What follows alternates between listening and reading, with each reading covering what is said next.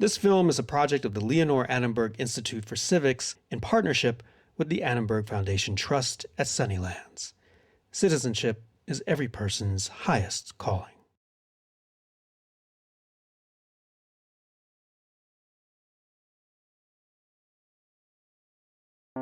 Right from the start, America had a fundamental problem. How do you turn 13 different colonies into one single nation? Sure, we wanted to get rid of the king, but what actually tied us all together? One of the central attributes of any single nation is it's got a single national market. A single national market would make us one people, one economy, one nation. But from the beginning, Americans have lived under two systems of government, the states and the federal government, and sometimes they've clashed over who gets to regulate things that affect the economy all the way down to the local level. There is a long-running battle in this country over how much the states are willing to give up to be a part of this compact, a part of the Union. And the fight over how much power Congress has over the states usually comes down to this clause in the Constitution. Article 1, Section 8, right here in the list of powers given to Congress, the Commerce Clause. It's a quaint phrase in Article 1, Section 8, Congress having the power to regulate commerce among the several states. But perhaps of all the clauses in the Constitution, it's the one with the most relevance to all of us as Americans. The Commerce Clause is one of the most far-reaching powers that the federal government has. Commerce is business or trade. The Commerce Clause gives Congress the power to regulate business among the several states. But commerce doesn't stop at the borders of the states, so that gives Congress, the federal government, a lot of power over the states in the interest of a national market. But where's the balance? How do you preserve the character of the nation as one that's composed of individual states in addition to being a broad nation? The Commerce Clause is one of the ways in which that story plays out. And for almost 200 years, that story has played out in court. What we see in the Commerce Clause cases is a constant battle over where to draw the line, how much leeway the federal government should have, and how much it can tell the states what to do. The Supreme Court has handed down hundreds of decisions involving steamboats, trains, trucks, sick chickens, wheat, healthcare, all defining Congress's power through the Commerce Clause, one of the most important powers in the Constitution. Because in order to be one nation, someone has to govern the national economy. The idea behind Article 1, Section 8's Commerce Clause is to provide a national tool to deal with the national problems. If you want to understand why we have a Commerce Clause, it's important to look at what happened when we didn't have a Commerce Clause. George Washington faced 8 years of death and illness. His own stepson died of camp fever during the war. Some of his men didn't have shoes. Some went into battle without weapons. Early in the Revolutionary War, George Washington wrote, "Few people know the predicament we are in." General Washington was very short on resources. America wasn't really a nation yet. Each state volunteered militias. Each state volunteered money. And no one had the power to tell the new states what to do. So Washington practically had to beg each governor of each state for men, even food. The lack of a strong central government almost cost Washington the war. When it was over, he warned the governors that they needed a stronger national power. "It will be the subject of regret," he wrote, "that so much blood and treasure have been lavished for no purpose. So many sacrifices have been made in vain." Washington came home to the same government, the Articles of Confederation, a weak national government dominated by the states. Many Americans, probably the majority of them, viewed their own state as their country. They believed that the only government that ought to have the right to pass laws regarding their lives were people who you could keep an eye on. They fought the war to get rid of a king, not to replace him with another central power. But without a stronger national government, the states nearly tore the new nation apart. Commerce was a central problem that was creating a lot of the interstate rivalries that necessitated a stronger national government. Each state had its own currency. And one of the primary reasons for the Constitutional Convention of 1787 was to put an end to this state affairs, to have the states sink or swim together in the commercial realm as one nation. Washington believed one thing would make the states behave like a single country: commerce. When the framers got together in Philadelphia, it was Washington, the only national hero in America, who presided over the writing of a new Constitution.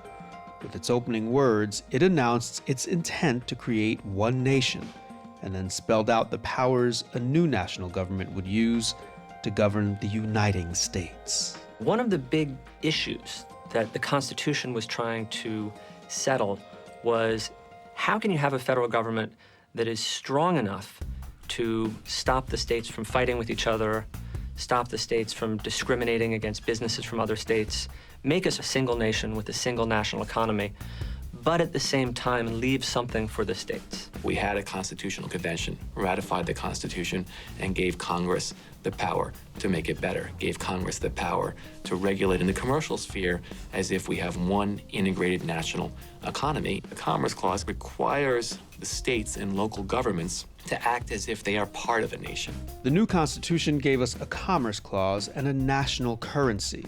To protect it, George Washington was sworn in as the nation's very first president in New York at Federal Hall on what became the center of commerce, Wall Street.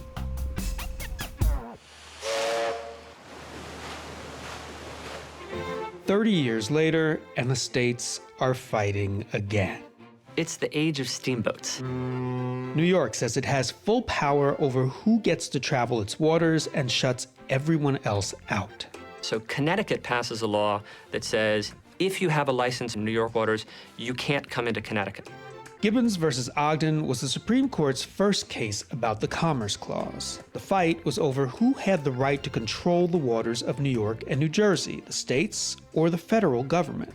A unanimous decision for the federal government was written by Chief Justice John Marshall, who was considered one of the framers, so really bad movies were made about him. The Constitution wasn't written by the state. It was written by the people. John Marshall, by consensus, is the greatest Chief Justice of the United States. He helped to establish the power of a national government. Chief Justice Marshall actually remembered the bad days before the Commerce Clause was in the Constitution and must have been thinking, here we go again. Do the states realize that, after all, this is one country?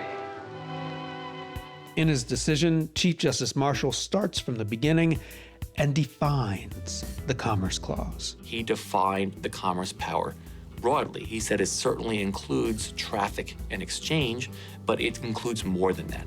Commerce includes all the things it takes to get business done between states.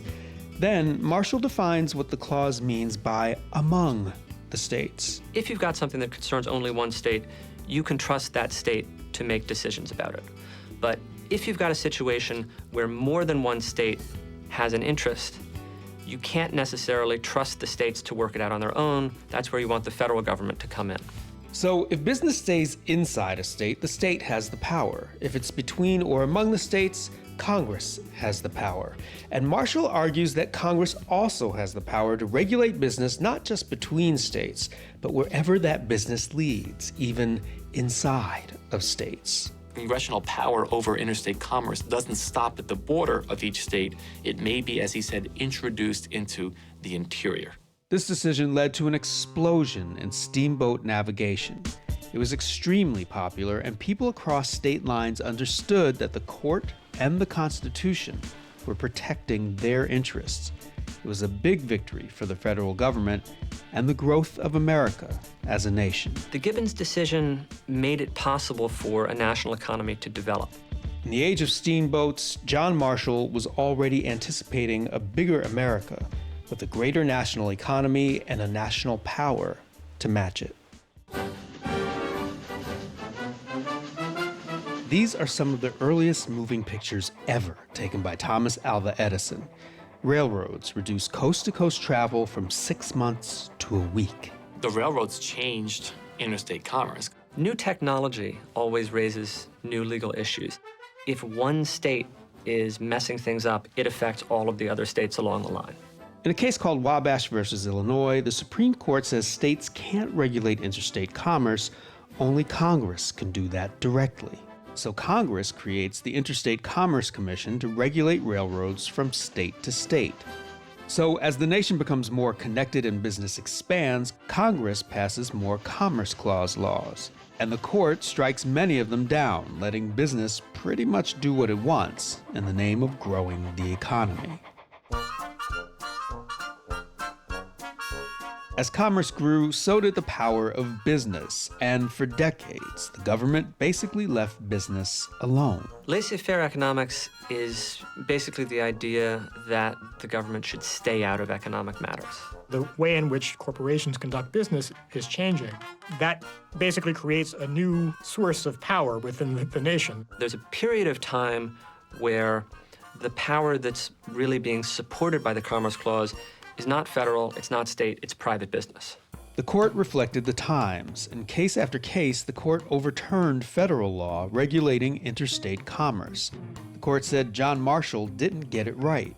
Commerce is only a part of business. It's trade. The court told Congress it can't regulate the other parts of business, like manufacturing, mining, or production. It struck down laws protecting health, safety, and child labor for almost 50 years. That's part of the story of the Commerce Clause because the federal government tried to get involved and use its Commerce Clause power to enact fair wage and labor laws. The Supreme Court kept striking it down. But that was about to change.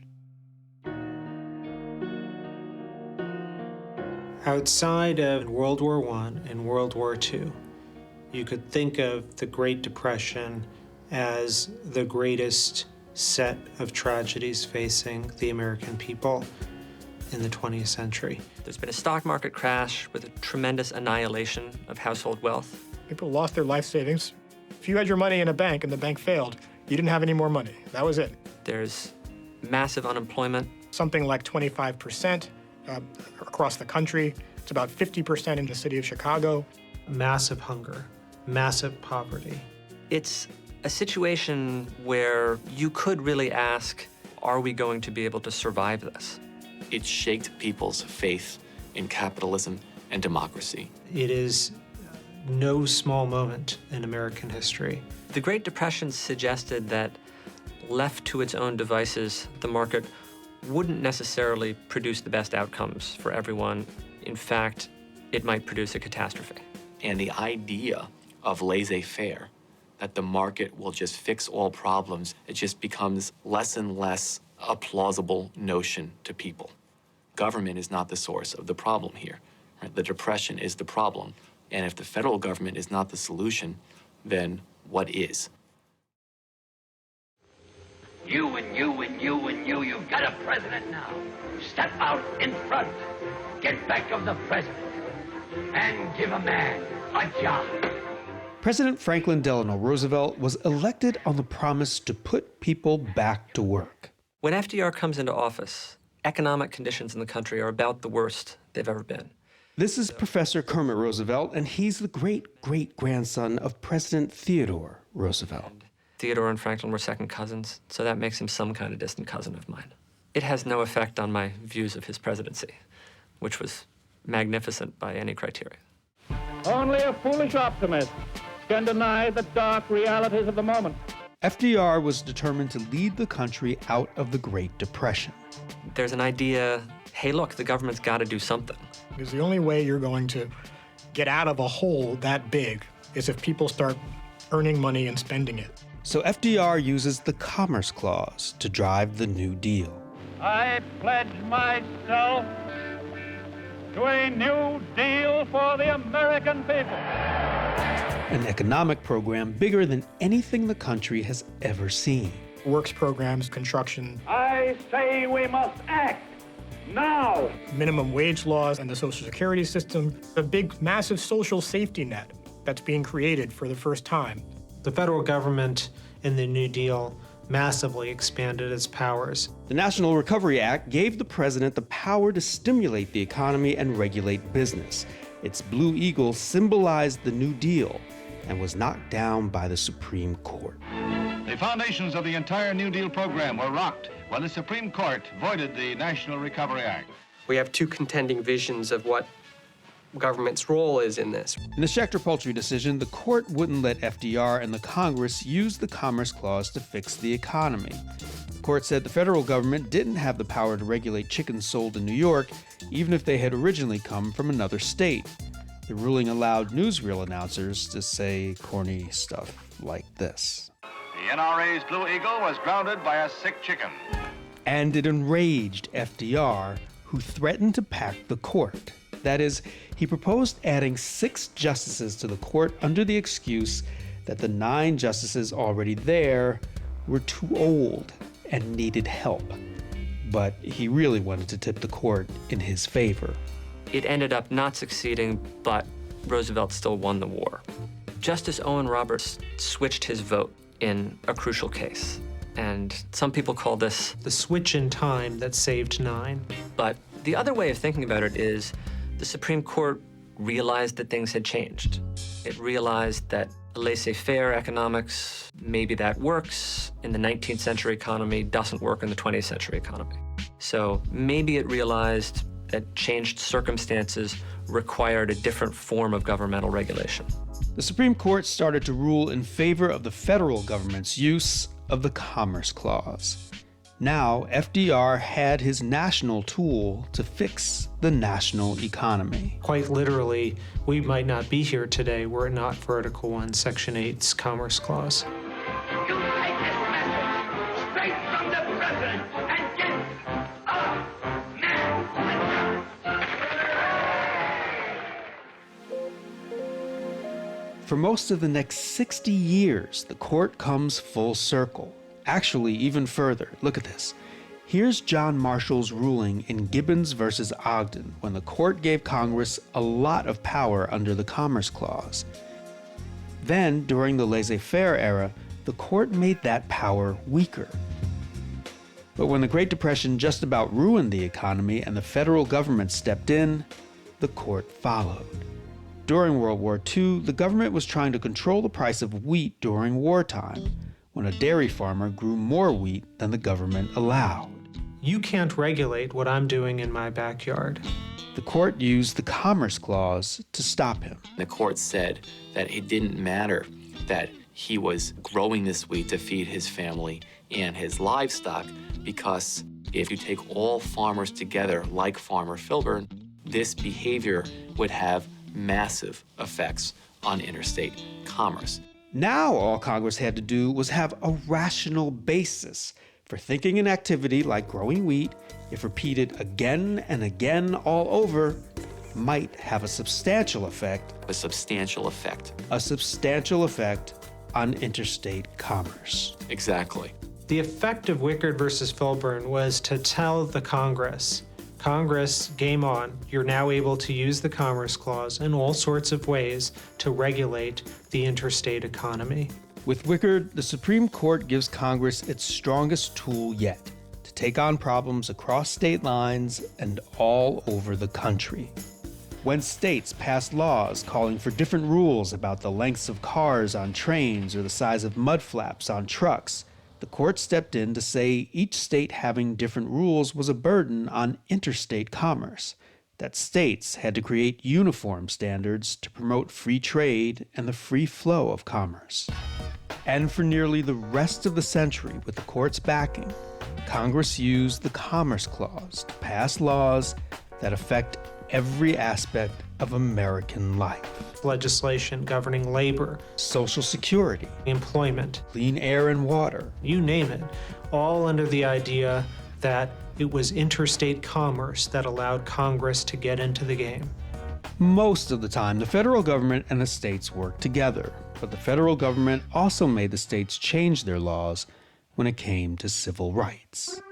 Interstate travelers. The federal law says you can't discriminate on the basis of race. And the Supreme Court said that's justified under the Commerce Clause power. We should have the same access to hotels, to other public accommodations. Congress used the Commerce Clause to say that we should be one nation, one people. The court lets Congress regulate just about anything it wants using the Commerce Clause until 1995. When the court first pushes back, it's in 1995. It's a case called United States against Lopez. After almost 60 years of supporting the federal government whenever it used the Commerce Clause, the court hands down two decisions that say the states have laws to address these problems that don't affect interstate commerce. So the Commerce Clause doesn't apply. These cases are shots across the bow. So they tell Congress, we're watching you. But the court also continues to support some use of the Commerce Clause. So when the Affordable Care Act is challenged in the Supreme Court in 2012, it's unclear how the court will decide.